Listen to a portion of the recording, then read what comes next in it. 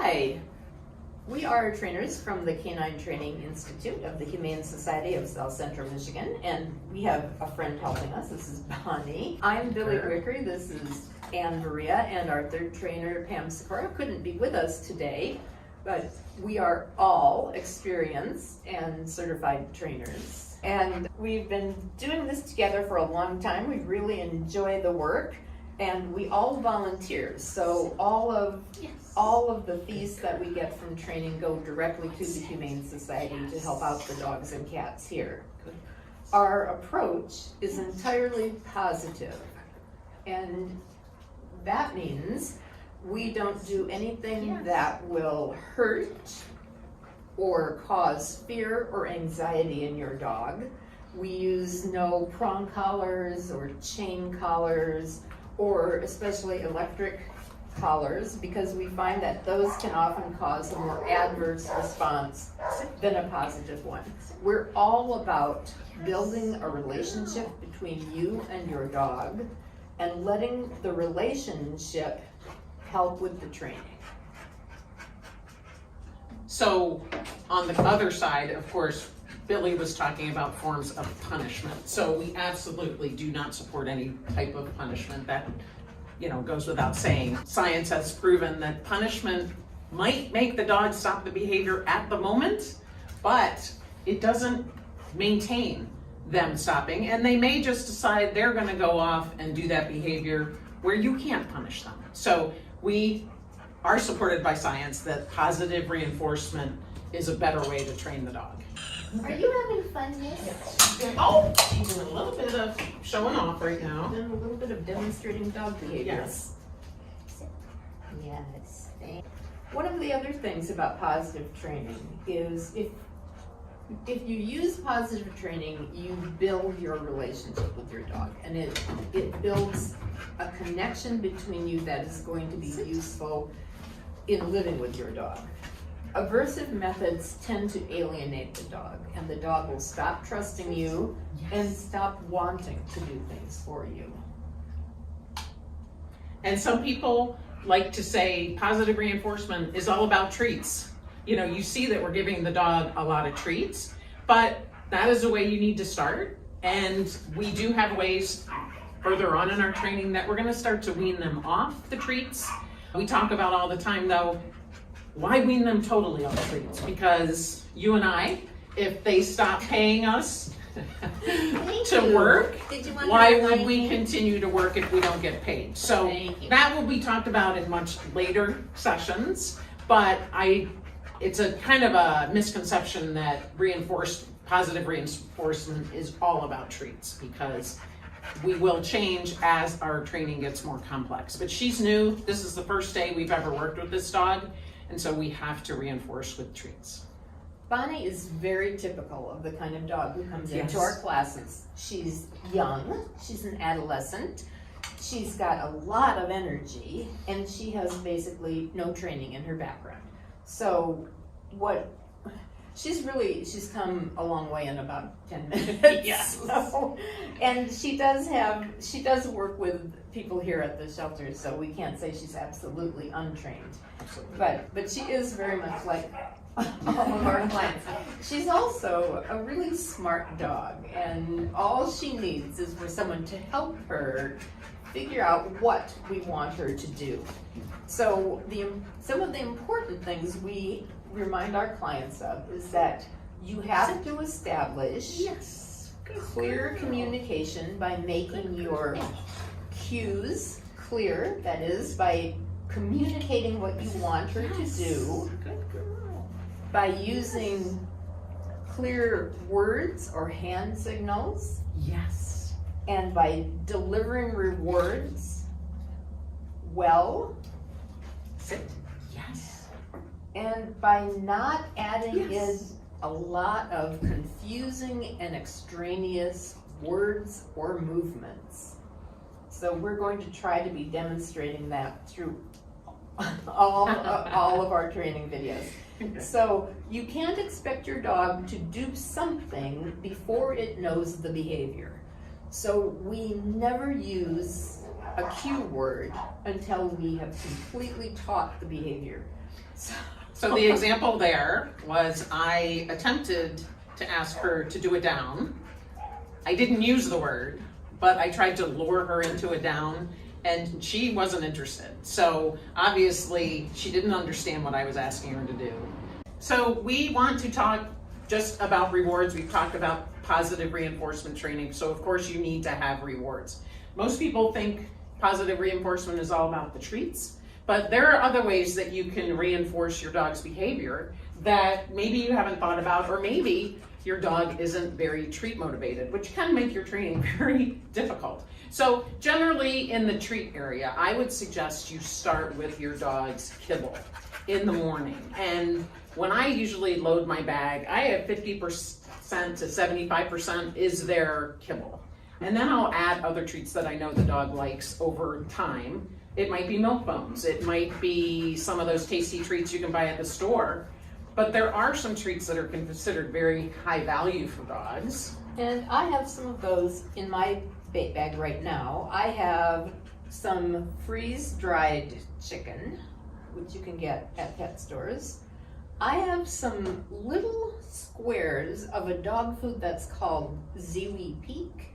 And I really like the fishy ones that smell horrible. Dogs love them. Oh yes, you like that.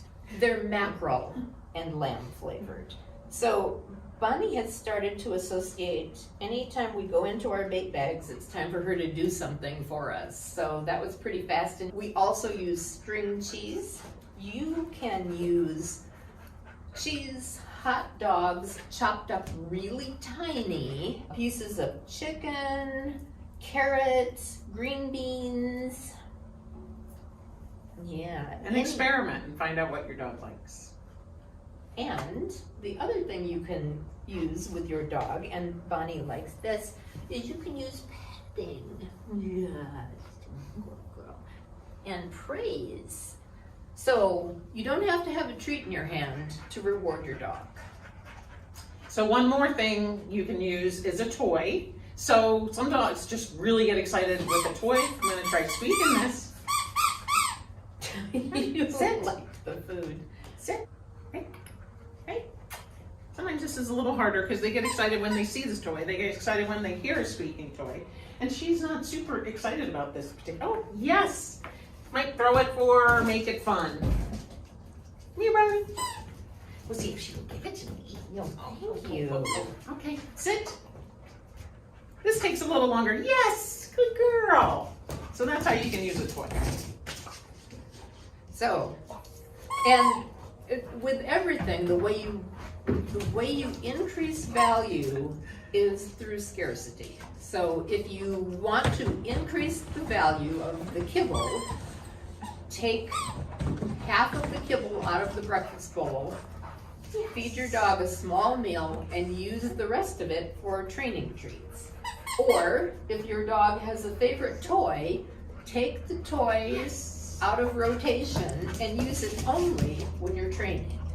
So the only time Bonnie gets that little pumpkin is when she's training with us and she's performing behaviors we like. At the CTI, we like to start our training classes with what we call foundation behaviors, and we're going to break those down. When I foster dogs, when I bring a new dog into my home, the first thing I do is hand feed the dog for a week to build a relationship with me and to let the dog know that I'm the one who controls the resources in the home, which is a gentle way of establishing leadership. So we suggest that you do that. And the second thing we do is teach the dog its name. Whether you have a puppy or whether you've adopted an older dog and you've changed its name, either way, we want the dog to know its name is meaningful. And when it hears its name, we want it to immediately look at the person who said the name and ask, what's next? What do you want me to do? So Bonnie doesn't really know her name, although I'm sure she hears it a lot. And often in our homes, we say our dogs' names over and over and over again, but with no context. So the name doesn't mean anything to them. So the first exercise we have our clients do is teach your dog its name. So Anne is going to demonstrate this. So I'm gonna make these treats really small because this one does require a lot of iterations of treats. So you really just wanna say the dog's name, put a treat in their mouth. Say their name, put their treat in the mouth. They don't have to look at you. Sometimes you have to chase them a little bit across the room. This is when you're first doing it. Sometimes this is Bonnie. easier to do if you put them on a leash and Yes. keep them close to Bonnie. you. So right now, Bonnie. Yes, I'm not even gonna say yes. Bonnie. Now you see that she is starting to understand, Bonnie, that when I say her name, she's gonna get a treat. So she's already, Bonnie, starting to pay attention to me whenever I say her name, Bonnie. So you can start to up the game a little bit, Bonnie, in that now I'm gonna make her look at me when I say her name. And you may not be able to do this right away. You may, for the first day, be chasing your dog around the house and doing this, especially for the really little puppies. But she's picking this up pretty quick, mainly because probably she's heard her name quite a bit. Bonnie, you can use this for a dog, for example, Bonnie, that you got at maybe the pound or you got from another person and he had a different name and you didn't like his name. So you can do this, Bonnie, with a dog that you just got and you want to change the name. Bonnie. Okay, Anne, you make that look really easy, but we all know this isn't as easy as it seems. There is a real skill to delivering treats to a dog. So I know when I started training, and even sometimes now when I have a new dog that I'm working with, it is so hard to get that treat smoothly from my treat bag into the dog's mouth because the dog is moving or I'm just not fast enough or, Yes. yeah, look at you, you're perfect. But it takes a lot of skill to actually get a treat to your dog's mouth and have them take it and swallow it, especially if you're using little tiny treats. Bonnie. See, I say her name and she has no response to it because it's not yet meaningful. So tell me, how many times do you do this? Yeah, so when you first start doing this, it may take 200 times a day, which a lot of people think that's absolutely crazy. But don't do it 200 times in 20 minutes. We're suggesting that you do it throughout the day. So every dog learns a little better if you have shorter periods across your day. So if you do this for 5 minutes every day, maybe 4 or 5 times a day, you should be able to get to that 200.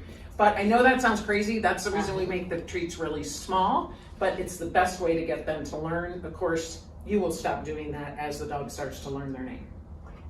And one of the other reasons we do this is to get you to practice giving treats to your dog.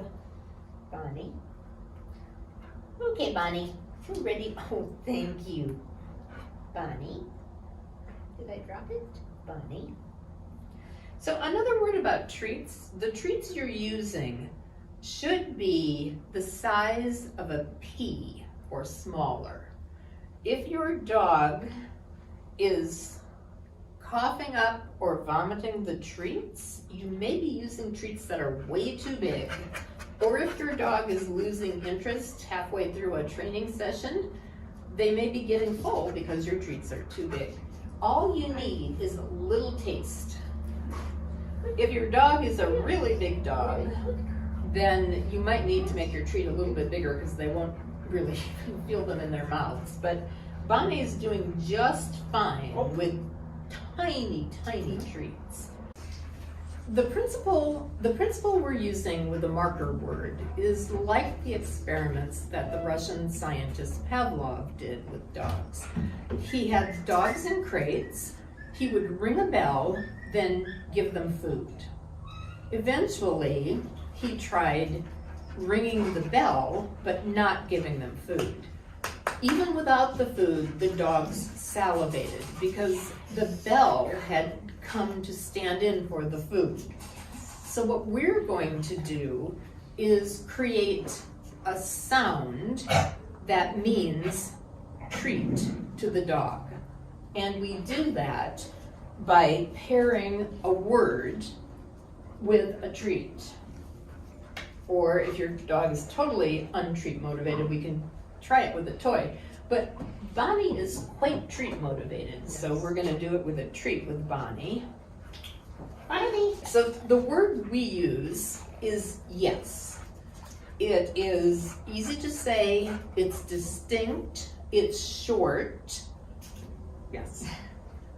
and Yes. it's not a word that frequently comes up Yes. in our ordinary conversation, at least Yes. not in ours. You can pick any word you want. Yes. There's another trainer who uses yip, Yes. which has a happy sound to it and might be a good choice.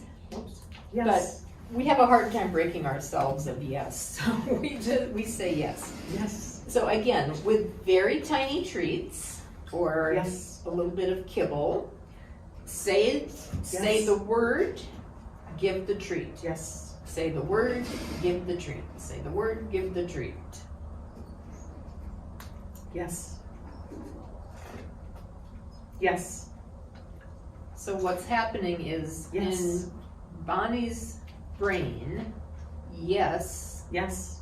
is getting connected to a food Yes. reward. Her ears moved. Yes. So in the future, Yes. when she does the correct thing, Yes.